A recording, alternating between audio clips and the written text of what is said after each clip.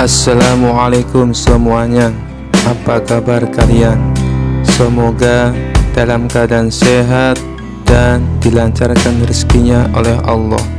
Amin ya robbal alamin. Suatu hari Baginda Raja merasakan suntuk. Ia ingin keluar istana untuk menghilangkan rasa jenuhnya.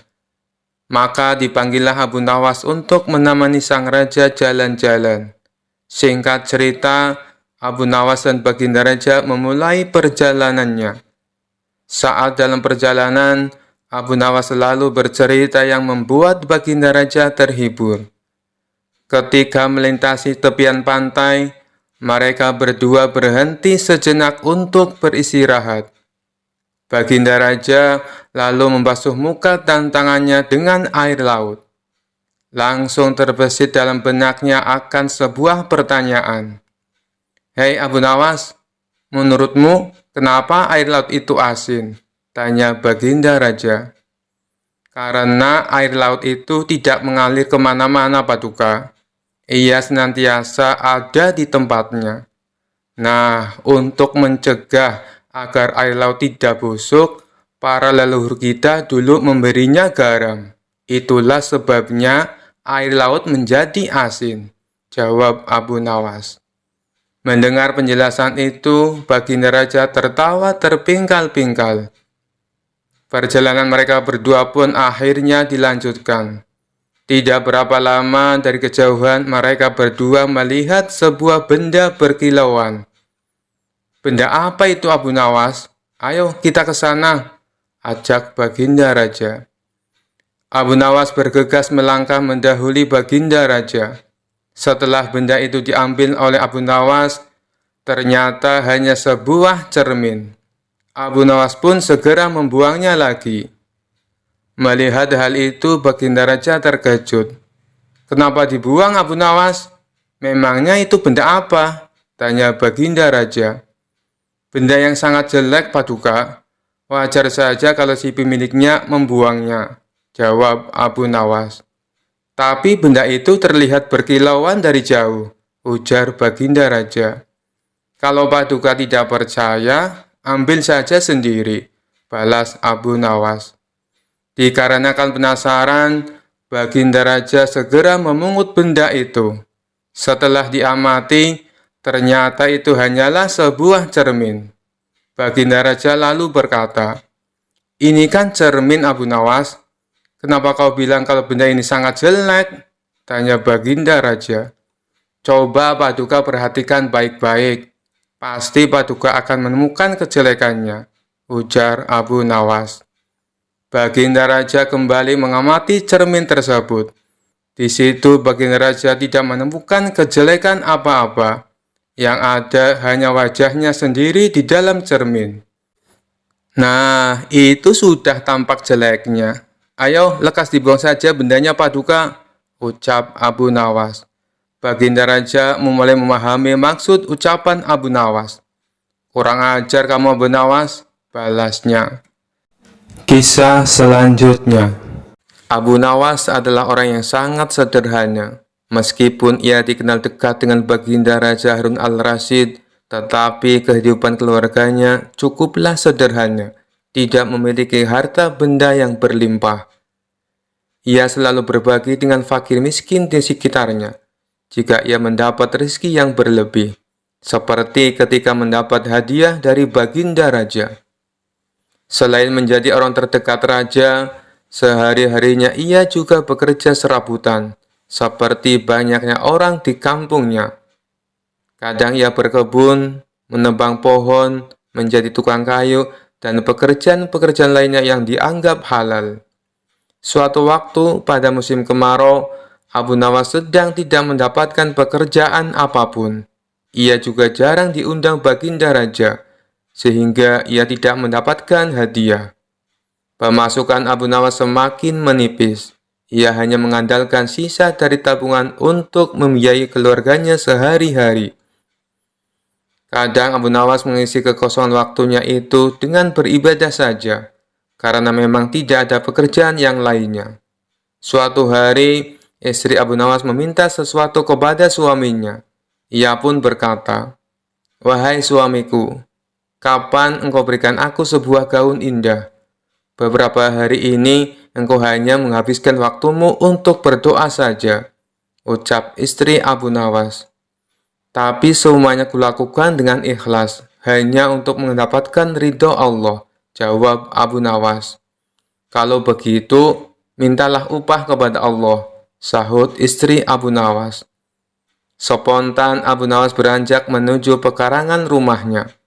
Dengan berbekal sehari tikar dan alat peribadatan yang lainnya, Abu Nawas mulai bersujud untuk menyampaikan permohonannya kepada Allah.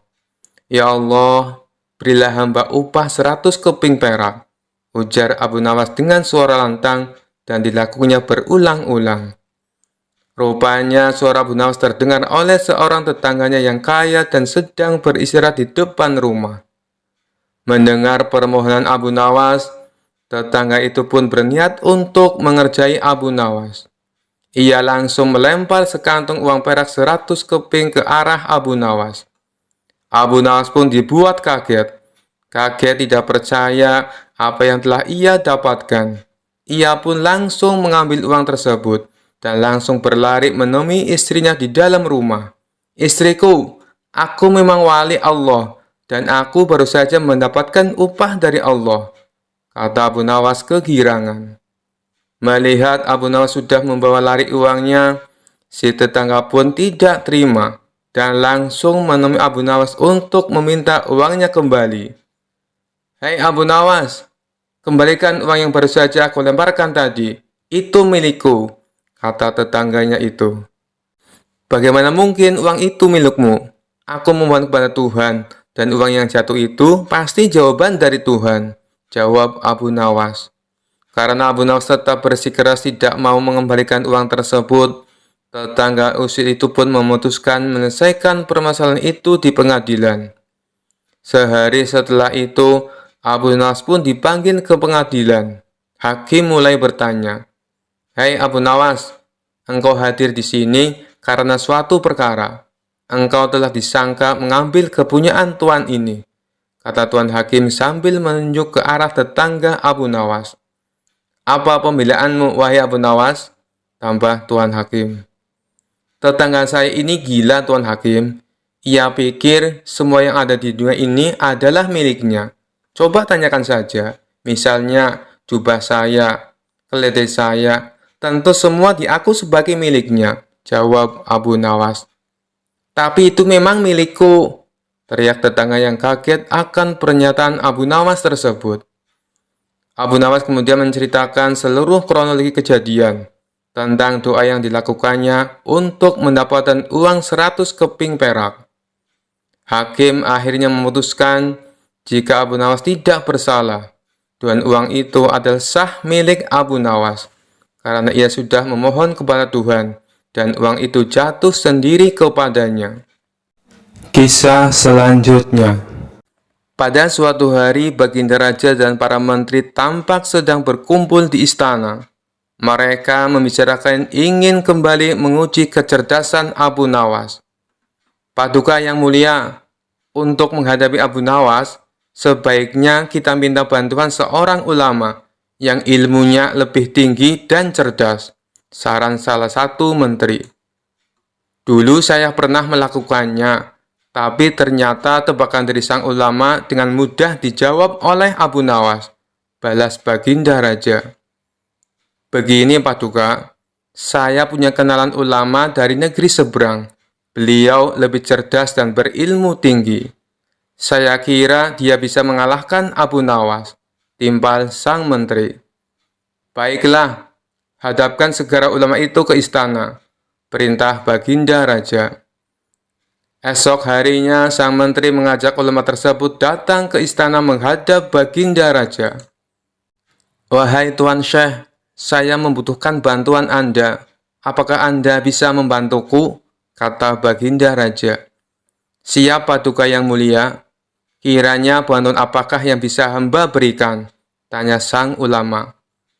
"Adakah kamu punya pertanyaan sulit yang jawabannya tidak mudah ditebak?"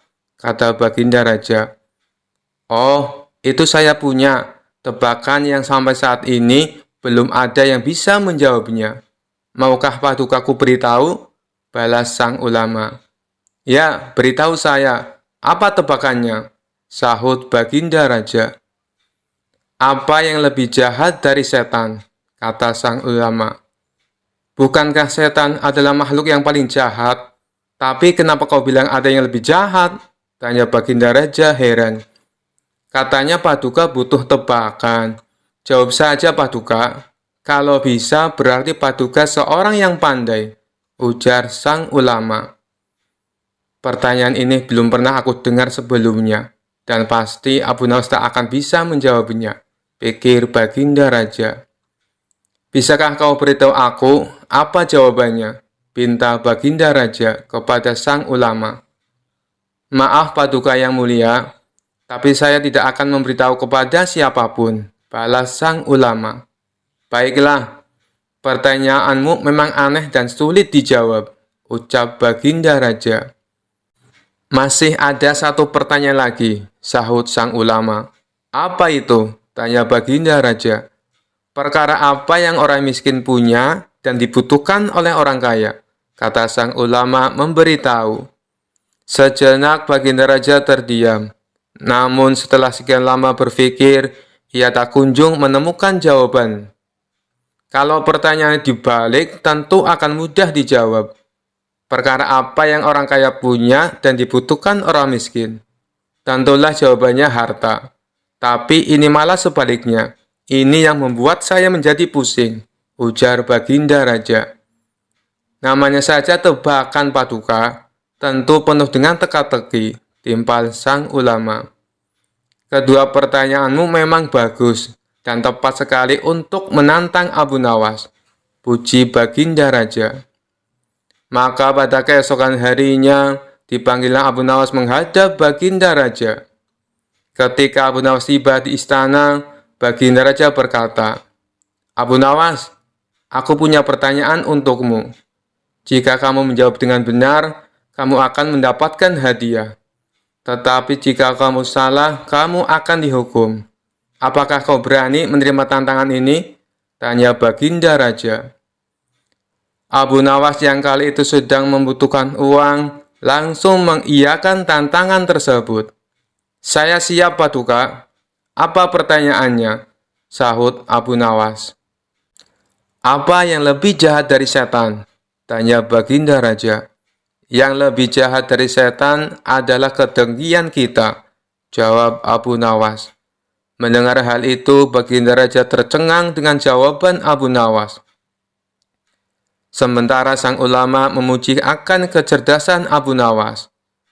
Baiklah Abu Nawas, sekarang pertanyaan kedua. Apa yang dipunyai oleh orang miskin, tapi dibutuhkan oleh orang kaya? Tanya Baginda Raja. Jawabannya adalah harapan. Karena orang miskin punya harapan, sedangkan orang kaya butuh lebih banyak lagi, jawab Abu Nawas. Untuk kedua kalinya, Baginda Raja dibuat tercengang oleh kecerdasan Abu Nawas. Ia tak menyangka pertanyaan yang dianggapnya sulit dengan mudah dijawab oleh Abu Nawas. Begitu pula dengan sang ulama. Ia kembali memuji atas kecerdasan Abu Nawas. Sesuai dengan janji yang diucapkan Baginda Raja, kemudian memberi Abu Nawas hadiah. Kisah selanjutnya. Kala itu kota Baghdad mendadak gempar oleh kehadiran orang asing. Persoalannya bukan pada orangnya, melainkan orang asing tersebut tidak mempercayai adanya Tuhan. Bukan hanya itu, ia juga menantang orang-orang muslim berdebat mengenai adanya Tuhan. Kabar ini pun sampai ke telinga Baginda Raja. Karena dianggap bikin resah masyarakat, orang asing ini lalu dipanggil ke istana. Apa tujuanmu membuat onar di negeri kami? Tanya Baginda Raja. Orang asing ini menjawab, untuk apa mengaku bertuhan kalau tidak bisa menjawab pertanyaanku? Kemudian Baginda Raja bertanya kembali, apakah kamu tidak percaya adanya Tuhan? Dengan tegas orang itu menjawab, Tentu saja saya tidak percaya adanya Tuhan, dan saya juga tidak percaya adanya akhirat. Mendengar itu, Baginda Raja sempat terkejut. Tapi saya dan rakyatku percaya adanya Tuhan. Berarti keyakinan kita berbeda. Jadi jangan ganggu rakyatku, tegas Baginda Raja. Kalau Paduka Raja percaya adanya Tuhan, bisakah Paduka menjawab 3 pertanyaanku? Tanya orang asing tersebut. Silahkan, balas Baginda Raja. Pertanyaan pertama, orang Islam meyakini bahwa dunia dan seisinya adalah ciptaan Allah. Lalu, siapakah yang menciptakan Allah? Bukankah sesuatu yang ada pasti ada penciptanya? Pertanyaan yang kedua, katanya di dalam surga manusia tidak akan berak ataupun kencing, sedangkan mereka makan dan minum setiap hari. Bagaimana mungkin ini bisa terjadi? Padahal segala sesuatu yang akan dimasukkan pasti akan keluar, entah itu dengan bentuk yang lain. Dan pertanyaan yang ketiga, orang Islam meyakini kalau setan terbuat dari api, tapi katanya setan akan disiksa dengan api neraka. Mana mungkin api bisa menyakiti api? Mendengar pertanyaan orang asing itu, Baginda Raja hanya terdiam. Bisa saja ia menjawab berdasarkan hadis dan Al-Quran, tapi karena yang dihadapi adalah orang yang tidak percaya Tuhan, maka dijawabnya harus dengan logika. Kemudian salah satu menterinya membisikkan kepada Baginda Raja, Paduka, kalau soal beginian serahkan saja pada Abu Nawas. Dia pasti bisa mematahkan argumen orang asing itu. Baginda Raja menyetujui usulan menterinya. Maka dipanggillah Abu Nawas ke istana. Singkat cerita, Abu Nawas pun datang menghadap Baginda Raja. Ia lalu dipersilakan duduk di sampingnya. Ada apa, Paduka? Kenapa tiba-tiba memanggil hamba? Tanya Abu Nawas. Begini Abu Nawas, orang asing ini tidak percaya adanya Tuhan, dan dia mengajukan 3 pertanyaan. Tapi jawabannya harus masuk akal, ujar Baginda Raja. Sekilas Abu Nawas menatap orang asing tersebut. Oh, ini orangnya yang bikin gempar kota Baghdad, pikir Abu Nawas. Abu Nawas lalu menghampiri orang asing itu dan duduk tepat di hadapannya. Silahkan, apa yang ingin kau tanyakan? Ucap Abu Nawas dengan penuh percaya diri. Orang asing tersebut memulai pertanyaannya. Anda sebagai orang Muslim tentu percaya bahwa segala sesuatu, baik yang terlihat maupun yang tidak terlihat, pasti ada yang menciptakan. Iya, tentu saja, saya percaya, jawab Abu Nawas. Sekarang saya mau bertanya, siapakah yang menciptakan alam semesta dan seisinya? Tanya orang asing itu. Yang menciptakan alam semesta dan seisinya adalah Allah Tuhan saya, jawab Abu Nawas. Oh, baiklah. Lalu siapakah yang menciptakan Allah? Bukankah tadi Anda mengakui bahwa segala sesuatu, baik yang terlihat maupun tidak terlihat, pasti ada yang menciptakan? Tanya orang asing itu kembali. Sejenak Abu Nawas terdiam. Ia pun lalu berkata, Anda pasti tahu kalau kami selaku orang Islam mengakui hanya ada satu Tuhan. Kita istilahkan saja Tuhan dengan angka 1. Sekarang gantian aku yang bertanya. Angka 3 berasal dari angka berapa? Tanya Abu Nawas. Angka 3 berasal dari angka 2 ditambah 1, jawab orang asing tersebut. Tepat sekali. Kalau angka 2 berasal dari angka berapa? Tanya Abu Nawas kembali. Angka 2 berasal dari angka 1 ditambah 1, jawab orang asing itu. Benar sekali. Sekarang kalau angka 1 itu sendiri berasal dari angka berapa? Tanya Abu Nawas. Orang itu kaget dengan pertanyaan tersebut. Ia hanya terdiam tak bisa menjawabnya. Kemudian Abu Nawas berkata kembali, pada intinya semua angka pasti ada awalnya. Entah itu angka 5, angka 4, ataupun angka 10. Dan angka-angka tersebut diibaratkan alam semesta ciptaan Allah. Apabila kamu bertanya siapa yang menciptakan Allah, sama halnya saya bertanya dari mana angka 1 itu ada. Kamu pasti tidak akan bisa menjawabnya. Jelas Abu Nawas. Orang itu pun langsung terdiam merenungi kata-kata Abu Nawas.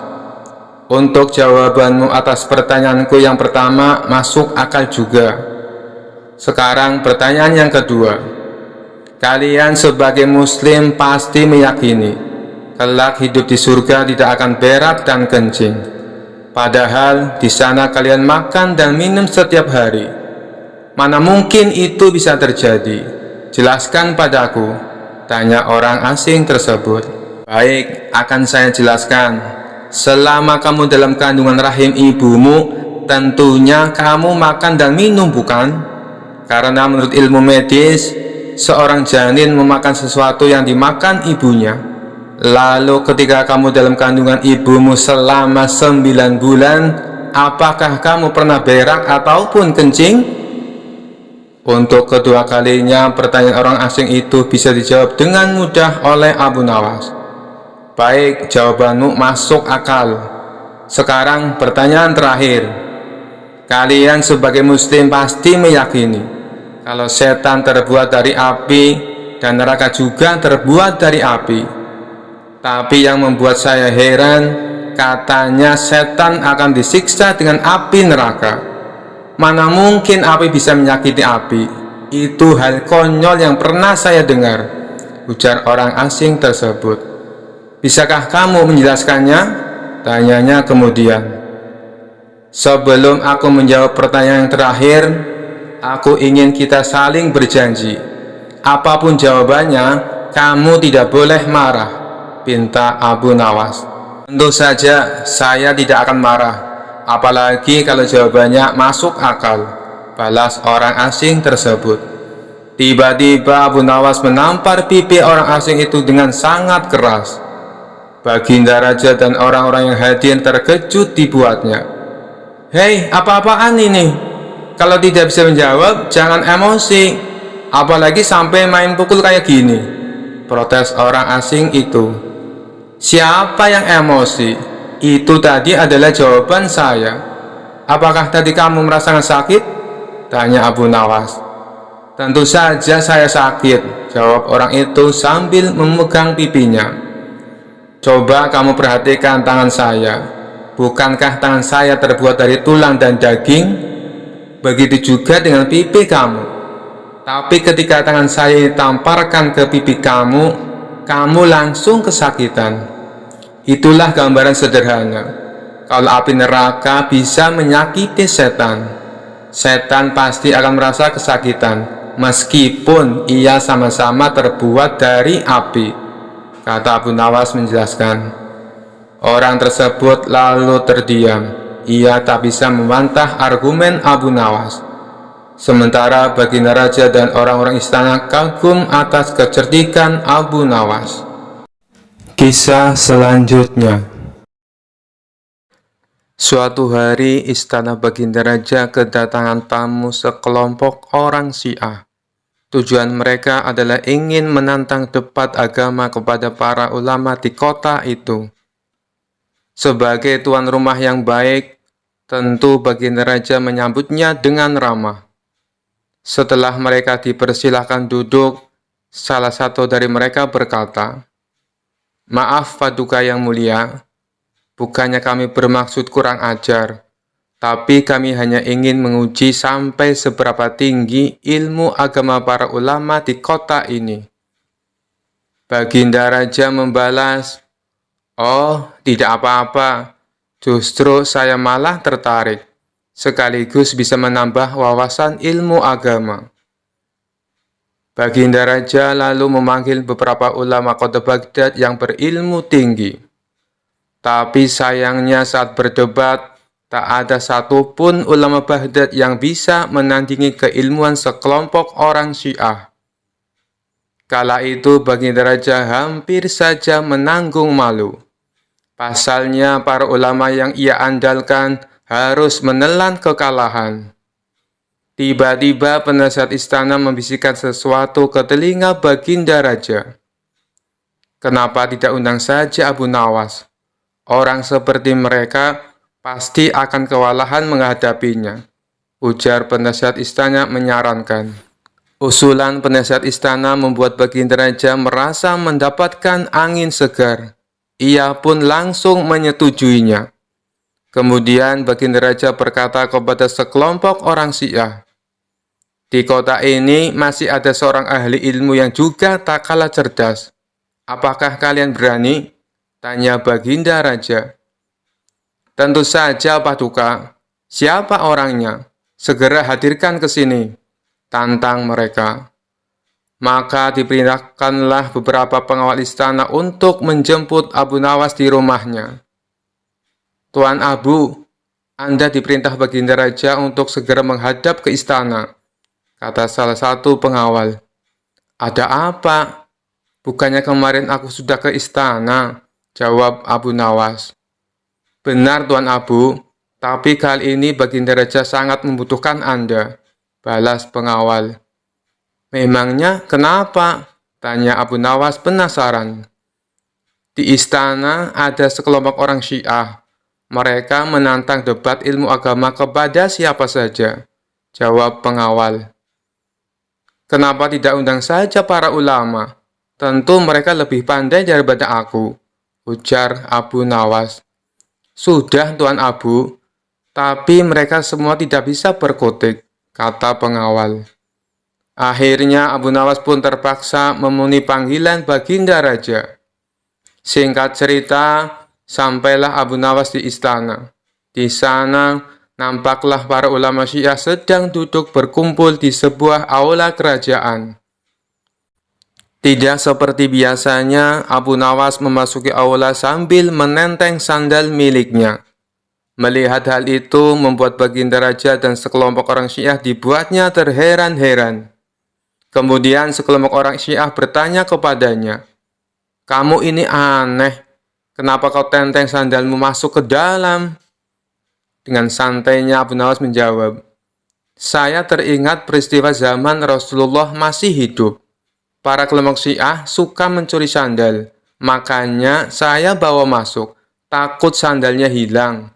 Jawaban Abu Nawas tersebut sontak membuat sekelompok orang Syiah semakin bertambah heran. Begitu juga dengan Baginda Raja. "Kamu jangan mengarang cerita palsu. Zaman Rasulullah, ajaran Syiah belum ada," protes mereka. "Kalau begitu, diskusi perdebatan kita selesai. Dari mana ajaran agama Islam kalian? Kalau di zaman Rasulullah saja belum ada Syiah," balas Abu Nawas. Kemudian Abu Nawas langsung lawyer pergi meninggalkan mereka. Sementara sekelompok orang-orang Syiah ini tak bisa membantah pernyataan Abu Nawas. Baginda Raja yang menyaksikan hal itu seketika tertawa terpingkal-pingkal, sembari memuji kecerdasan Abu Nawas. Kisah selanjutnya. Pada suatu hari, Baginda Raja dan para menteri tampak sedang berkumpul di istana. Mereka membicarakan ingin kembali menguji kecerdasan Abu Nawas. "Paduka yang mulia, untuk menghadapi Abu Nawas, sebaiknya kita minta bantuan seorang ulama yang ilmunya lebih tinggi dan cerdas," saran salah satu menteri. "Dulu saya pernah melakukannya, tapi ternyata tebakan dari sang ulama dengan mudah dijawab oleh Abu Nawas," balas Baginda Raja. "Begini Paduka, saya punya kenalan ulama dari negeri seberang. Beliau lebih cerdas dan berilmu tinggi. Saya kira dia bisa mengalahkan Abu Nawas," timpal sang menteri. "Baiklah, hadapkan segera ulama itu ke istana," perintah Baginda Raja.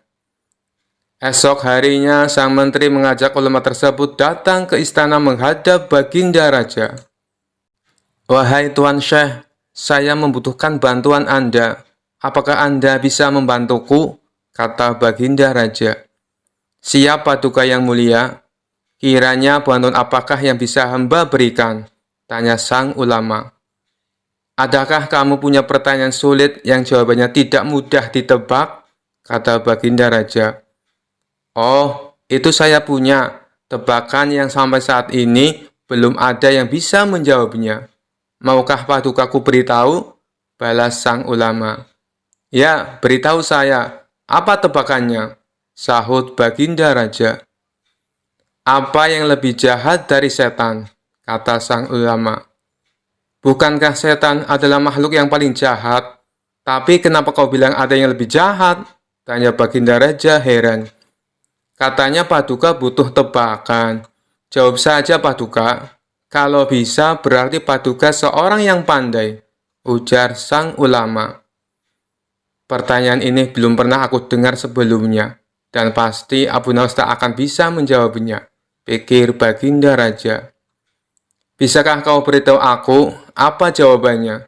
pinta Baginda Raja kepada sang ulama.